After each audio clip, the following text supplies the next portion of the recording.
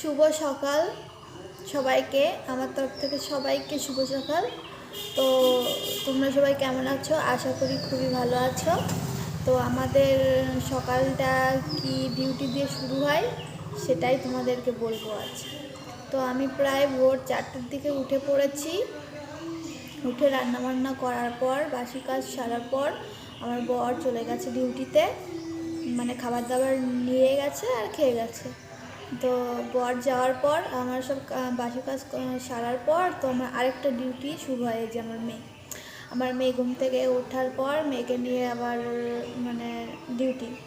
তো আমার মেয়ে উঠেছে, কেবল এইমাত্র উঠলো। ওঠার পর ওকে ব্রাশ করিয়ে একটু খাইয়ে টাইয়ে নিয়ে তো আমাদের কাজ সকালেই সব মানে কাজ কমপ্লিট হয়ে যায়। সারাদিনের মোটামুটি কোনো কাজ থাকে না, সারাদিন শুয়ে বসেই কাটাই।